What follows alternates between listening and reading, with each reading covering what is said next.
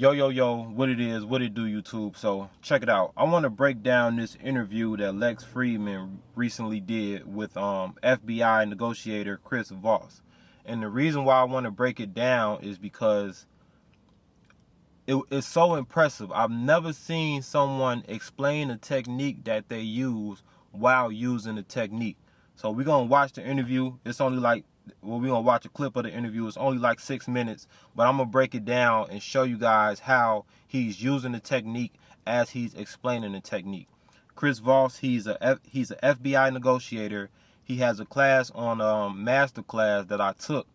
And I took like a year ago back. So when he did the interview with Lex Fridman and he was explaining how to listen while using his techniques, I was able to pick up on the techniques that he was using while he was explaining it. And it was so impressive. So let's go ahead and get right into this breakdown.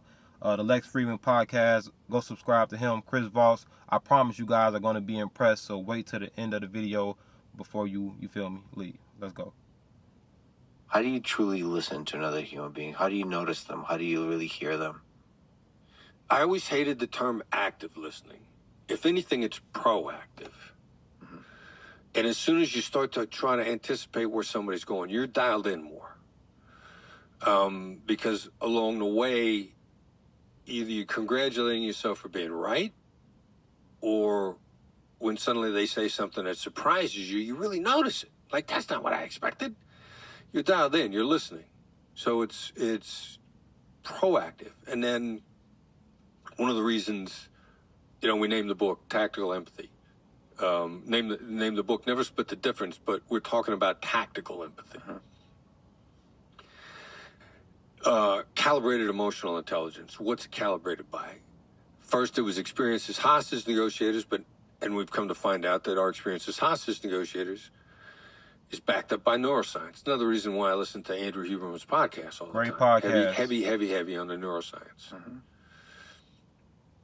And so then emotional intelligence calibrated by what we know about neuroscience. What do we know about neuroscience? And I'll talk about it from a layman's perspective, and to even say we is an arrogant thing, human beings. I didn't do the research. I'm scooping up as much of it as I can as a layman. The brain's largely negative. I think there's ample evidence. People would argue with you as to what the wiring is and what does what, and the limbic system and all of that. But the brain is basically 75% negative. As a layman, I make that contention, number one. Number two, the best way to deactivate negativity is by calling it out. And I could say, look, I don't want you to be offended by what I'm getting ready to say. That's a denial. Your guard is up. You're getting ready to get mad. If I say, what I'm getting ready to say is probably going to offend you. Now you relax a little bit, and you go, all right, what is it? All right, real quick on that part. What he said first, he's pretty much saying you putting someone on the defensive. You feel me? Let's go back. Guard is up. You're getting ready to deactivate negativities by calling it out. And I could say, look, I don't want you to be offended by what I'm getting ready to say. That's a denial. Exactly. So they're going to be offensive. I don't want you to get offended for what I'm about to say. So the person you're talking to is already getting offended. But if you say it like this, your guard is up. You're getting ready to get mad. If you say it like this, if I say, what I'm getting ready to say is probably going to offend you. You acknowledging like, hey, what I'm going to say is going to offend you. So the person that you're talking to is thinking like, oh, what could he possibly say that's going to offend me? So they prepare for the worst possible thing you can say. You feel me? So that's what he's talking about when he says deactivating the negative. You're going to say something negative. You know they're going to be offended. But if you know that they're going to be offended and you call it out, that deactivates the negative energy that's between you two. And now, you feel me? Once they hear it, they'll be like, oh, that didn't offend me that much. Now you relax a little bit. And you go, all right, what is it? And then I say it, whatever it is. And you're going to be like, oh, that wasn't that bad. Exactly. Because we knew from hostage negotiation, by calling out the negativity, deactivate it. And then a number of neuroscience experiments have been done right and left by calling out negativity, deactivating the negativity. Calling out ahead of time. So like acknowledging that this is ahead of time that this is going to hurt. The experiments that I've seen have been when the negativity was inflicted, and then having the person that it was being inflicted upon simply identify it. Just identify. Yeah, what are you feeling? I'm angry. And the anger goes away. It's tough because I've had a few, and again, we're dancing between things, but I've had a few conversations where anger arose in the guests. You talk about I Kanye spoke West. with. Talk about Kanye West. Yeah. And I'm not sure identifying it. That's like leaning into it and going into the depths. Because Okay, look, I want y'all to pay close attention to this part because Lex Fridman is trying to gather his words and say what he's trying to say. And what Chris Voss does next is he listens. So he's trying to explain to Lex Fridman how to listen. And what Chris Voss does is he's listening to Lex Fridman, and he's listening to Lex Fridman trying to get his words together, and he's understanding what Lex Fridman is trying to say. So as Lex Fridman tries to get his words together, and Chris Voss already understands what it is he's trying to say, the next thing Chris Voss is going to say is going to like open up a stream of thoughts for Lex Fridman to clearly, you feel me, portray what he's trying to say. So just that's watch going this. to the depths. That's like leaning into it and going into the depths. Because that's going to the depths of some emotional, psychological thing they're going through that I'm not sure I want to explore that iceberg with a little ship we got. You have to decide, do you want to avoid it? Or do you want to lean into it? It's a tough choice. It's the elephant in the room. It is Boom. That's a common terminology that people use when they got something in the room that they don't want to identify. Lex Fridman said that it's an iceberg that you're trying to avoid in this tiny ship, and he's trying to get the perfect words that he's trying to convey what he's thinking, but he can't think of those words. But because Chris Voss is listening to what he's saying, and he has knowledge that Lex Fridman probably doesn't have or isn't thinking of at that moment, he's able to think like, okay, Lex Fridman is talking about there's an iceberg that you have to get around that you don't want to encounter, which he's basically saying it's an elephant in the room. You feel me? And that phrase elephant in the room is used commonly to say like, all right, that's something that you don't want to avoid, or you want to ignore the elephant in the room, but you can't because it's there. You feel me?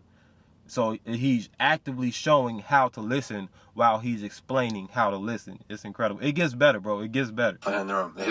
You have to and you're going to see how Lex Fridman, his mind just gets cleared up, and he gets almost like a dopamine hit of happiness because he's like, yes, that's exactly what I was trying to say.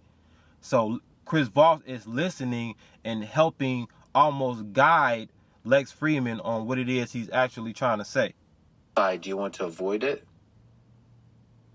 Or do you want to lean into it? It's a tough choice. It's the elephant in the room. It is an elephant in the room. It is And that's another example of labeling. He's pointing out the negative. There was a negative thought in Lex Fridman's mind, like I can't get what I'm trying to say out my head. Lex Fridman's listening. He pointed it out, and you feel me? It removed that negative, and look at Lex Fridman's face. He's smiling like, oh, thank you.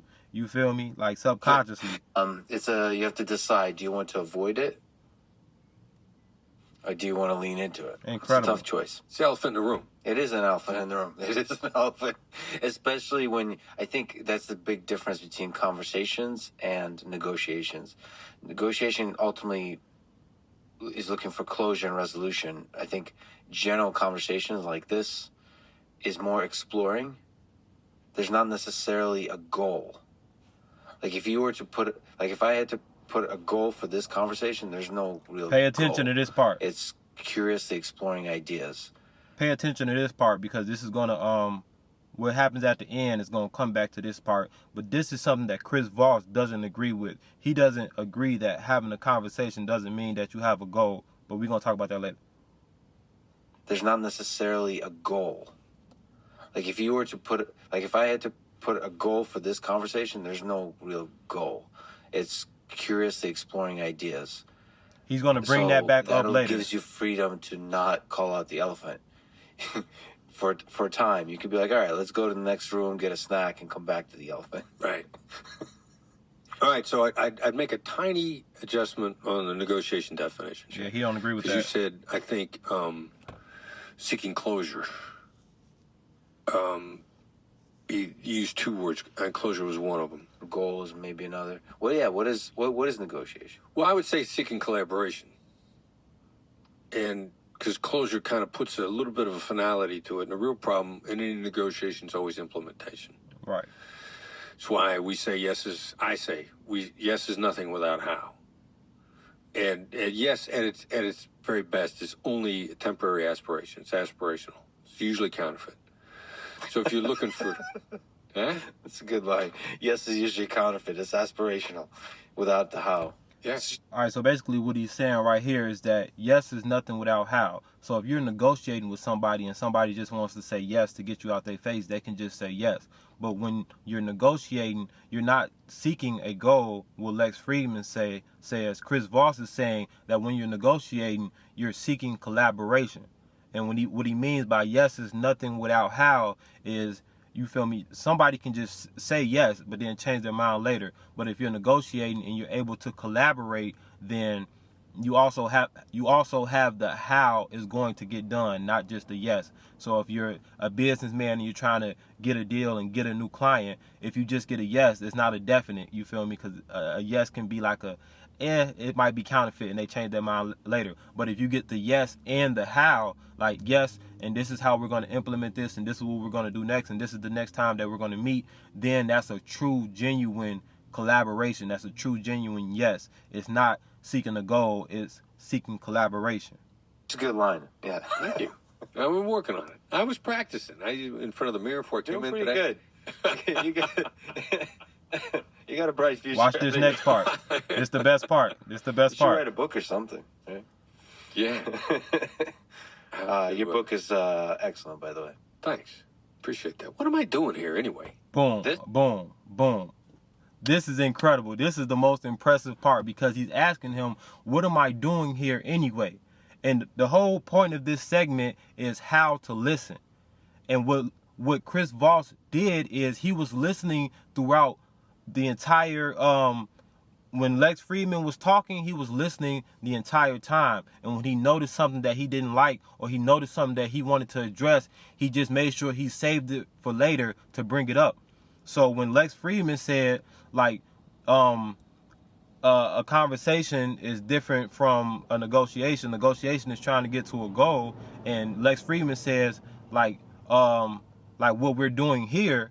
He was like, yeah, let's go back to the part. I'm gonna show y'all, then we're gonna go back. Well, I would say Let's go. seeking. The elephant. Right. So that'll gives you freedom to not. I had to put a goal for this conversation. There's no real goal. You see, he said there's no goal for this conversation, and you feel me? That's the perfect. You have to listen to that, because once you hear that and somebody says there's no goal for this conversation, you don't even know if they really mean that. You feel me? So what you want to do is you want to get the goal out of them, because you wouldn't be having a conversation with no reason. So listen to this part again, that we're gonna go back forward. There's not necessarily a goal. Like if you were to put, like if I had to put a goal for this conversation, there's no real goal. It's curiously exploring ideas. So See, he's saying that there's no goal, but Chris Voss doesn't believe that. So he's going to bring that back up later and say, what are we doing here anyway? It's so genius because he's explaining how to listen while he's listening, teaching the tactics of how to listen. It's incredible. Well, I would say seeking collaboration. It's aspirational. Look, good line. Yeah. Thank you. look. You should write a book or something. What are we doing here anyway? Your book is excellent, by the way. Thanks. Appreciate that. What am I doing here anyway? Making him explain what the goal is after he just said there was no goal. You feel me? Look, this is incredible, bro. This on Yeah. Earth in general. On you, with you. I don't know. We're collaborating. Why me though? Boom. Why'd you want to talk to me? Boom, boom. This is incredible. Listen, because if you watch the masterclass, you know the techniques, but I'm going to try to explain the techniques as brief as I can. Here anyway. This He's asking him, what am I doing here anyway? And he laughing, and then Lex Fridman was like, I don't know. I guess we're collaborating, because he really doesn't know. Subconsciously, he may know, but he just hasn't been able to think about it and get it out. But what Chris Voss does is he asks, like, what are we doing here anyway?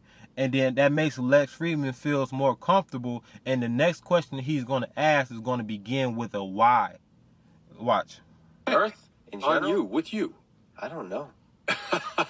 We're collaborating. Why me though? Why'd you want to talk to me? I've heard you speak in a few places. I was like, this is a fascinating human. I think on Clubhouse and different places, and I listen to some YouTube stuff, and this is just, you meet people that are interesting.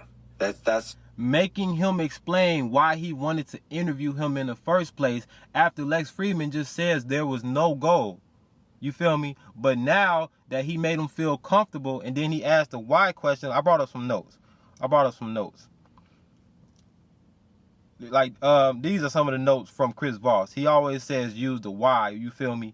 Which, you know, it's, I wish I could explain it how Chris Voss explained it. But pretty much when you ask why, it's going to put you on, like, adversarial, you feel me? So now you ask, let's just watch it, bro. It's that's incredible. what I love doing with this podcast, is just exploring the mind of an interesting person.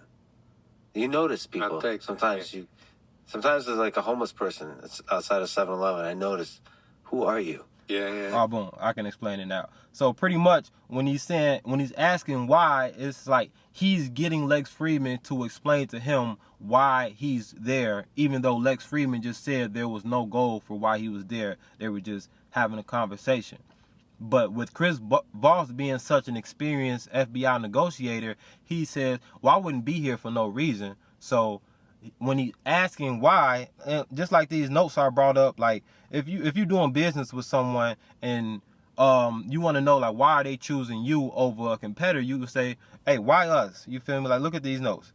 Why us? You feel me? And he said the tone is crucial and curiosity, and it's also a label. Like you pointed it out, like, well, I'm here. We're having this conversation. This is an important podcast. You wouldn't have me here for no reason.